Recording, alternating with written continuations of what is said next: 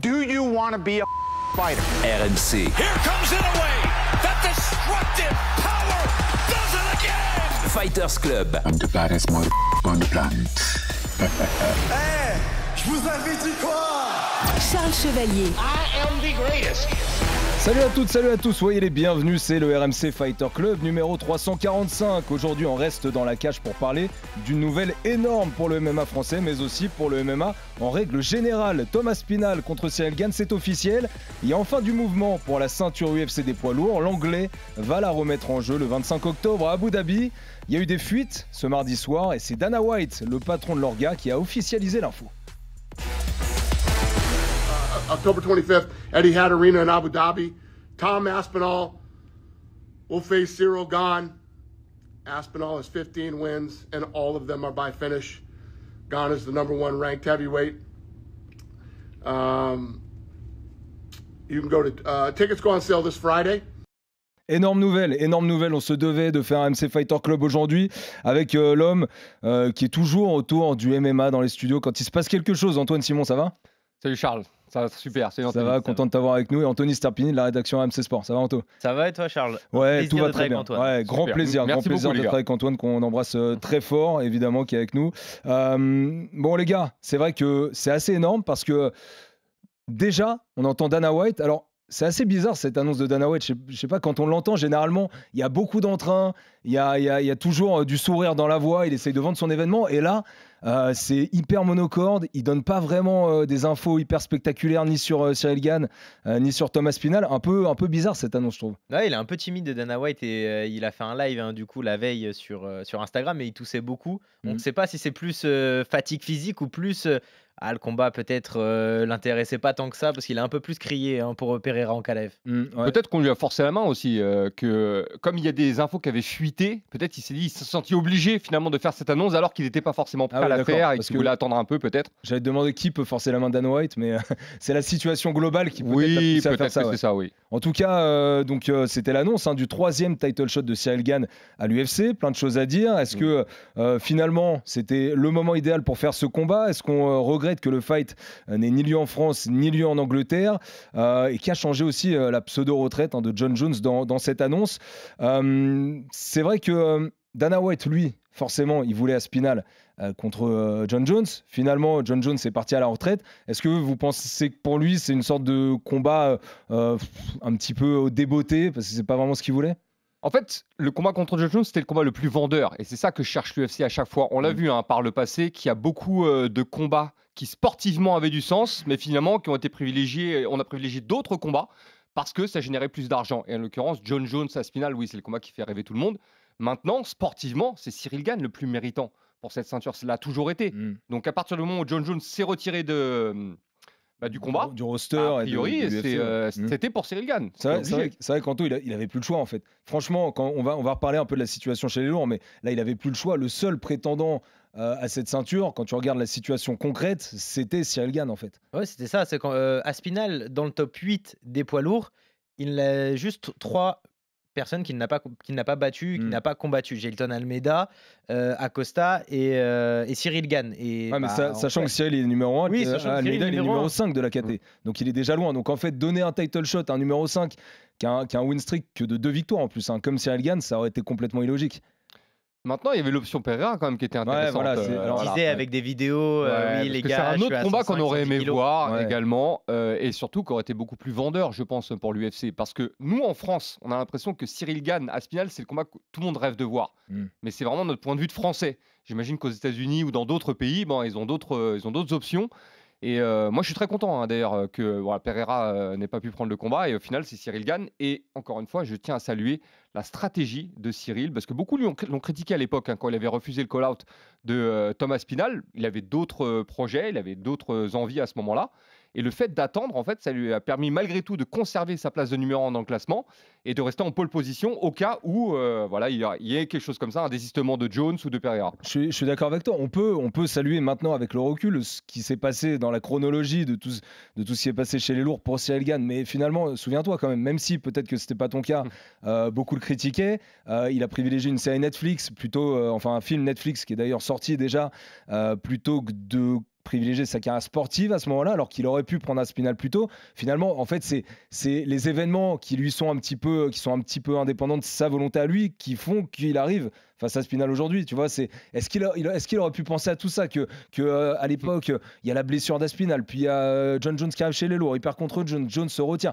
Tu vois ce que je veux dire? Est-ce que c'est vraiment Ciryl Gane qui a disons, envisager toute cette série d'événements? Alors, on va pas dire Ciryl Gane, hein, peut-être son entourage en tout cas, mais maintenant c'est facile de prédire un peu ce qui va se passer dans ces catégories poids lourds, parce que les combattants sont pas légion et ça bouge vite dans le top 10. Donc on voit ceux qui sont derrière, on voit ceux qui montent et surtout on voit le potentiel de chacun. Ciryl Gane, il a un potentiel énorme, c'est quelqu'un qui peut devenir champion. Attention, il peut battre Tom Aspinall, moi j'y crois vraiment. Ouais. Parce qu'il a un style à part, un style qui pose des problèmes à n'importe qui à l'UFC. Et encore une fois, le fait d'attendre comme ça, en plus, lui, il avait des ambitions dans le cinéma et il a pu faire en plus ce qu'il voulait. Donc, pour moi, c'est tout bénef pour lui. C'est vrai que c'est ouf, quand tu revois tout ce qui s'est passé.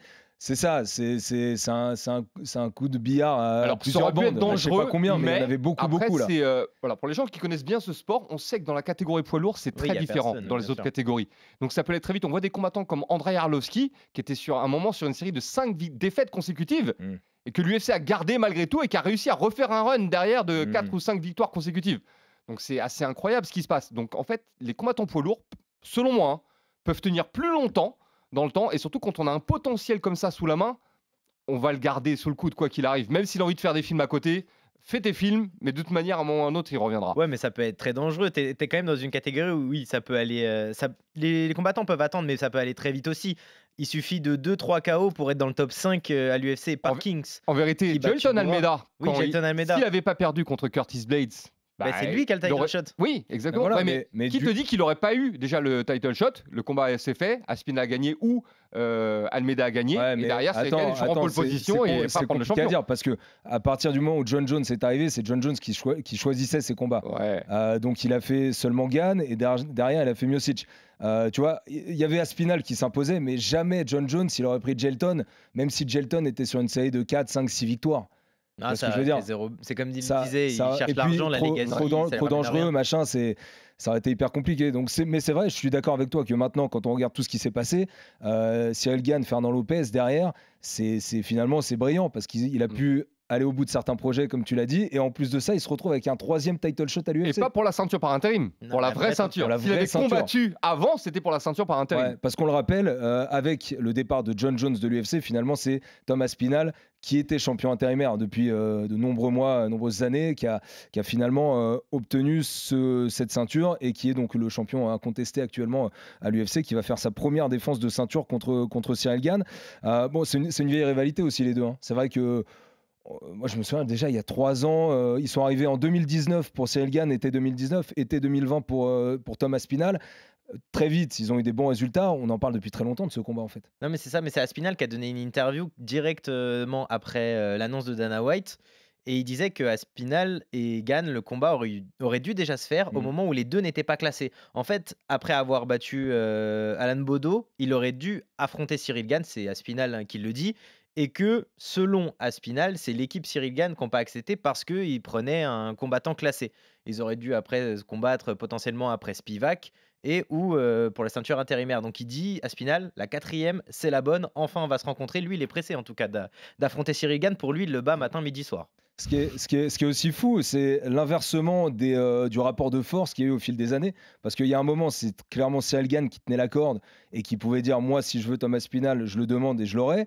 Après, ça a été Tom Aspinall qui a eu cette hype aussi, qui a eu cette série de victoires avant la limite dès la première reprise. Aujourd'hui, clairement, c'est Tom Aspinall qui est leader. Mais en fait, les deux, ils sont quasiment sur un pied d'égalité parce que ce combat, comme on le disait, il est assez évident maintenant. Tu vois, je trouve pas que même Ciryl Gane, il est challenger numéro 1 et qu'il lui manque peut-être sur ces dernières années 2-3 références parce que sa dernière victoire, c'est contre Volkov, mais elle n'était pas forcément évidente pour tout le monde. Finalement, le rapport de force, il est assez équilibré, là, je trouve. Alors, j'aimerais bien qu'on remette en perspective le profil des deux hommes. Vous en parliez, ils sont arrivés quasiment à la même époque à l'UFC et surtout, ils représentent une nouvelle génération de combattants heavyweight qu'on n'avait pas vu avant. Ciryl Gane, c'est un profil qu'on ne connaît pas dans la catégorie heavyweight. Et Tom Aspinall, c'est la même chose. Combattant très complet qui finit en plus tous ses adversaires. Donc c'est deux combattants qui étaient destinés à se retrouver à un moment ou un autre. Et voilà, le fait que Cyril ait attendu, je pense que encore une fois, ça lui a profité parce qu'il rencontre Aspinall au meilleur moment. Même si bon, ça fait un petit moment qu'il n'a pas combattu.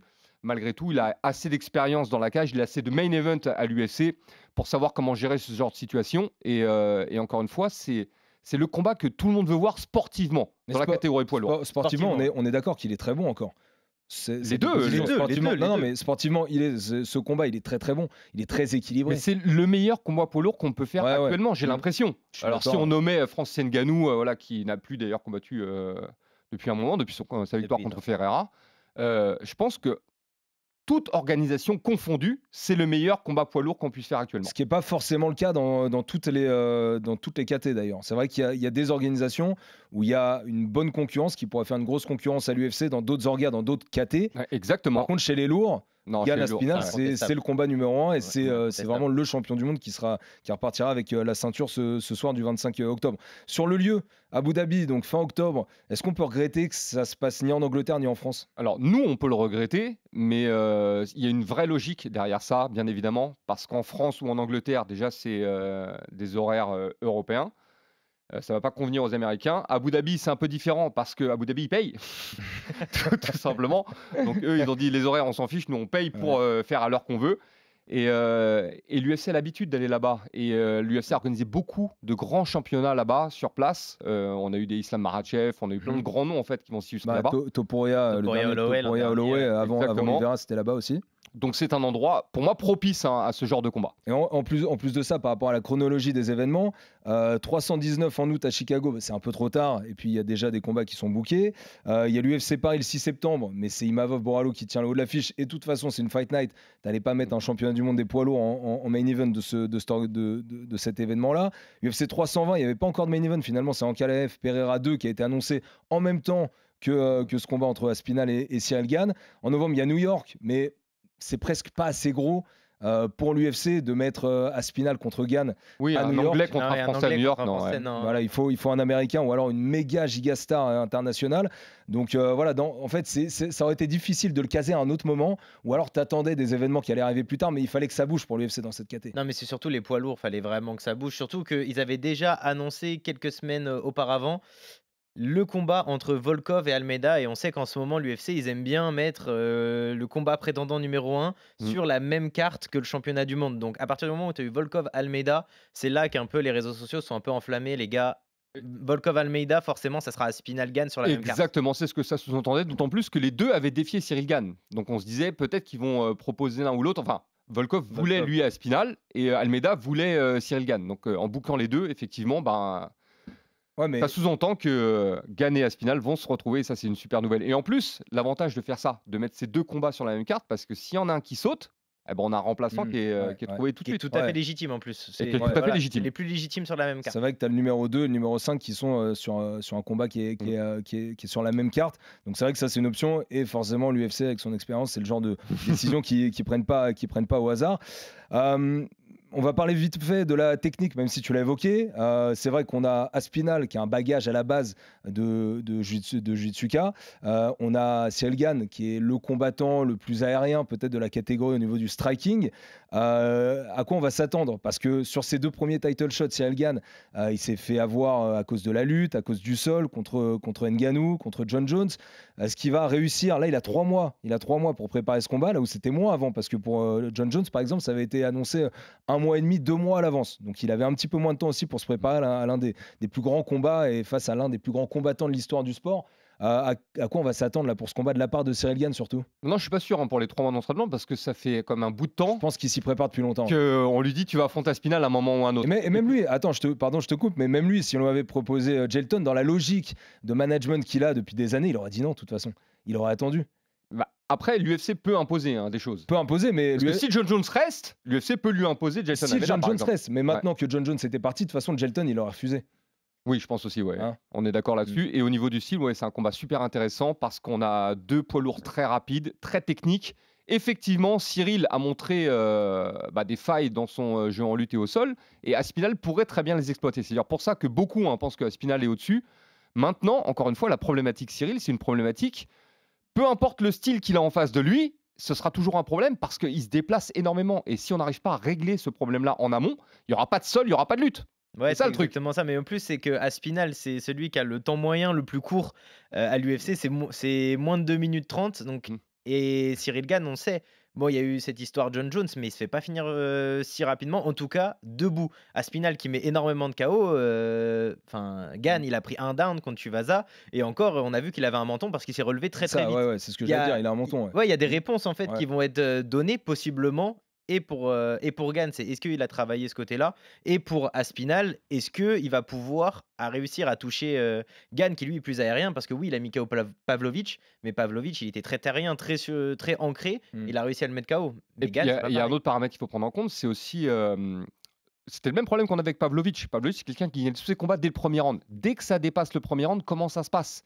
Et il s'avère que Aspinall, on l'a jamais vu vraiment sur la longueur dans le dur. À l'UFC, c'est 9 combats, un seul qui allait au deuxième round. Voilà. Donc voilà. C'est tout. Deuxième round. Si Cyril arrivait à le pousser dans le troisième, dans le quatrième ou dans le cinquième round, comment ça va se passer?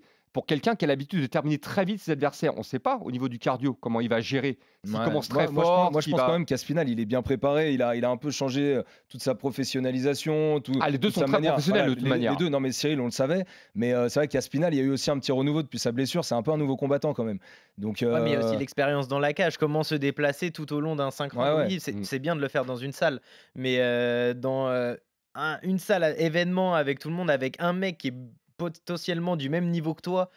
Enfin, c'est tout ça c'est différent, c'est d'autres paramètres en jeu qui rentrent en jeu et Aspinall, ça peut quand même le perturber. Mais Aspinall, s'il a envie d'aller quoi qu'il arrive vers l'avant et de se dire c'est à ce round-là qu'on va terminer le combat, il va y aller, tu vois. Même si il va le tenter, s'il sent qu'il est un petit peu, si physiquement il sent que Cyril le fait beaucoup se déplacer, que ça commence à le fatiguer, que c'est pas la tactique qui est la sienne, finalement il va avancer, il va faire ce qu'il veut. En fait, il va faire ce qu'il veut en prenant des risques, parce que face à un Cyril Gane, c'est pas gagné comme face à d'autres combattants. Mais alors la chance qu'il a, Thomas Aspinall, c'est que Cyril n'a jamais été réputé pour son knockout power. Il y a des combattants comme Francis Ngannou qui vous font peur. C'est-à-dire vous hésitez à rentrer vraiment parce que vous dites si j'en prends une, même si elle rate, je vais quand même tomber par terre. Cyril Gane n'a pas cette réputation. Donc peut-être que Aspinall, au début, va tenter sa chance. Va essayer de rentrer dans la distance, de jouer sur sa vitesse parce qu'il est très rapide. On rappelle qu'Aspinall a également un excellent striking. Il s'entraîne avec Tyson Fury pendant un moment en boxe anglaise. Et puis on le voit d'ailleurs dans les KO qu'il inflige, des très belles combinaisons. Je suis curieux de voir ce que ça va donner au niveau des jambes parce qu'on voit relativement peu Aspinall utiliser ses jambes, même si il a des bons déplacements. On rappelle qu'il a aussi une dure blessure à la jambe qui fait qu'aujourd'hui, ça Thomas nous l'avait expliqué à de nombreuses reprises, il peut tendre sa jambe à fond et ça peut être un problème pendant les combats. Donc c'est des petits détails techniques, des petits pépins physiques qui pourront peut-être le miner sur ce combat. Maintenant, moi, la vraie inquiétude pour moi, c'est vraiment la durée du combat. Si ça dure, comment il va gérer? Parce qu'on l'a jamais vu dans cette situation, donc c'est une vraie inconnue. Moi, je continue de penser, je sais pas, Anto, excuse-moi, mais il va pas faire durer le combat. Il a aucun intérêt à faire durer le combat. C'est pas son intérêt. C'est pas son intérêt de garder le combat le plus longtemps possible. Parce qu'en plus de ça, c'est vrai que le striking de Cyril, comme tu le disais, Antoine, c'est plus se marquer de ses points et faire un travail sur la longueur que ce knockout power et ce KO instantané. Donc il sait qu'il a une carte à jouer aussi, Thomas Aspinall là-dessus. Lui, il est plus capable de le mettre, ce KO instantané. Alors. Oui, on est d'accord. Mais c'est Cyril Gane. Et ce que je disais, c'est qu'il y a aussi pour Aspinall l'option lutte et l'option sol. C'est-à-dire que même s'il n'arrive pas à amener Cyril au sol, Cyril à un moment peut commettre une erreur sur un kick, il peut saisir un kick ou il peut trébucher ou je sais pas, être déséquilibré. Et Aspinall va essayer d'en profiter tout de suite au sol. Et attention au niveau d'Aspinall au sol, parce qu'on ne s'en rend pas compte. On ne le voit pas beaucoup à l'UFC. Mais croyez-moi, on le voit qu'il est très rapide déjà, il est très puissant également. Volkov déjà aussi. Oui, et puis en fait, il a un niveau exceptionnel, c'est ça le truc. Et dans la catégorie poids lourd, il y a très peu de combattants qui ont ce niveau au sol. J'aurais été curieux de voir d'ailleurs ce que ça donnait un duel de grappling entre lui et Jailton Almeida. Et je pense que Aspinall aura même pu prendre l'ascendant sur Almeida. Est-ce que le fait que Thomas Aspinall, du coup, n'ait pas forcément énormément travaillé son sol sur ses combats à l'UFC parce qu'il n'a pas l'occasion de le faire, parce que ça va trop vite et qu'il est trop fort en striking. Est-ce qu'il a pu peut-être perdre quelques aptitudes? Non, mais parce qu'il le travaille à l'entraînement, mais est-ce que... non, c'est une ceinture noire de fou. Ce que disait son père, c'est qu'il a le premier sport... dans lequel il l'a mis, c'est le JB, il le travaille, il l'a travaillé, même au Cage Warrior, il le travaille encore. C'est juste qu'il l'a adapté au MMA et puis il a vu très vite qu'en fait il avait un knockout power. Donc oui, dans les 2, 3, 4 premières minutes, il va échanger et si ça fonctionne pas, on va descendre parce que quoi qu'il arrive, il sait qu'il a le dessus à ce niveau-là. Donc s'il n'arrive pas à choper Cyril Gane dans le premier, deuxième round, c'est pour ça où Après, le paramètre cardio, paramètre longévité du combat va rentrer en jeu. Si tu n'arrives pas à attraper Cyril Gane dans le premier, dans le deuxième, que n'a pas réussi à faire Ngannou, est-ce que ça va se compliquer dans le troisième, quatrième ou cinquième? Maintenant, il y a un paramètre aussi qu'il faut prendre en compte. C'est important, hein, c'est quand on n'a pas l'habitude d'axer sa stratégie sur la lutte et que en cours de combat, on est obligé de réadapter son jeu parce que ce qu'on avait prévu au départ, ça ne fonctionne pas. Il faut être sûr derrière d'avoir le cardio pour le faire. On a vu des combattants parfois se dire « Ah, en striking, ça ne va pas le faire, je vais attaquer en lutte », sauf qu'au deuxième, troisième round, ils commencent à se griller parce qu'ils n'ont pas l'habitude de combattre de cette manière. Après, ça dépend aussi du rythme qui va être imposé dans le combat. Je pense que c'est Aspinall qui va imposer un gros rythme dès le début. Cyril qui va essayer de calmer le jeu. Ce serait d'ailleurs malin de sa part.